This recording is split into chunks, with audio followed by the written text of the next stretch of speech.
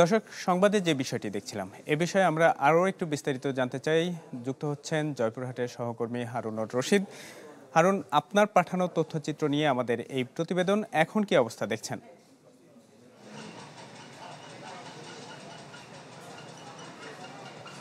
ইমদাদ, জয়পুরহাটে আলু নিয়ে যত দিন যাচ্ছে ততই কিন্তু কৃষক, ব্যবসায়ী এবং হিমাগার কর্তৃপক্ষের মধ্যে একটা উদ্বেগ এখানে দেখা দিয়েছে। কিন্তু গতকালকে পর্যন্ত যে আলু ছিল হিমাগারে 1 লাখ টনেরও বেশি, কিন্তু জয়পুরহাটে যে 21টি হিমাগার আছে এই হিমাগারে কিন্তু 2,07,000 মেট্রিক টন আলু কিন্তু মজুদ হয়েছিল।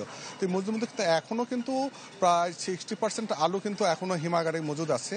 আর এই আলুটা সময়সীমা বেঁধে দিয়েছেন যে হিমাগার কর্তৃপক্ষ, যে আগামী 15 তারিখের মধ্যে কিন্তু আলুগুলো হিমাগার থেকে বের করে নিয়ে যেতে হবে।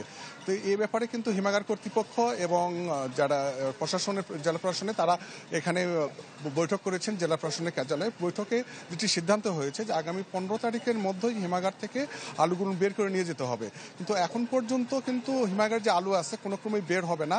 হিমাগার কর্তৃপক্ষ যেটা বলছেন যে 15 তারিখের মধ্যে যদি আলুগুলো হিমাগার থেকে বের না করা হয় তাহলে সেই আলুগুলো বিক্রি করে দেওয়া হবে, এবং বিক্রি করে হিমাগার যে ভাড়া 405 টাকা, সেই 405 টাকা নেওয়ার পর যদি কোনো টাকা থাকে সেটা কৃষক বা যারা ব্যবসায়ী যারা রাখছেন তাদেরকে দেওয়া হবে। তো দেখে কৃষকরা যেটা বলছেন যে আমাদের যে কয়েকদিন ধরে আবার টানা বৃষ্টি শুরু হয়েছে, বৃষ্টির কারণেই কিন্তু আলুর যে তারা নিয়ে যাবে বিক্রি করবেন বা এ ধরনের কোনো পরিস্থিতি তারা দেখছেন না। আবার নতুন করে যে এখানে তারা ক্ষতির সম্মুখীন হচ্ছেন।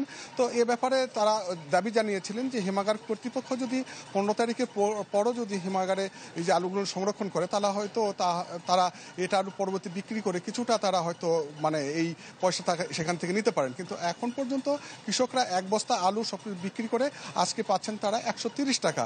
তাদের কিন্তু উৎপাদন খরচই হয়েছে 65 কেজির বস্তাতে প্রায় 1400 টাকার মতো।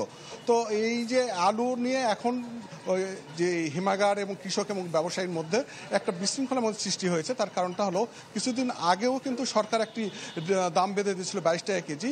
আর এই 22 টাকা কেজি বিক্রি করা না পেরে কিন্তু আলু এই হিমাগার থেকে বের হওয়া একটু ধীরগতি হয়ে যায়। এই কারণে কিন্তু কৃষক ব্যবসার আরও ক্ষতিগ্রস্তের মধ্যে পড়ে গিয়েছিল। তো কৃষকরা যেটা বলছেন যে দ্রুত একটা যেটা সিদ্ধান্ত হোক, আলুগুলো হিমাগারে আরও রাখার দাবি জানিয়েছেন যেটি। তো এই ছিল জয়পুরহাট থেকে আলু নিয়ে সর্বশেষ খবর। ইমদাদ। হারুন, ধন্যবাদ আপনাকে আমাদের সাথে যুক্ত হওয়ার জন্য। দর্শক, আমরা জয়পুরহাট থেকে হিমাগারে আলু সংরক্ষণ ও দাম না পাওয়ার বিষয়ে জানছিলাম।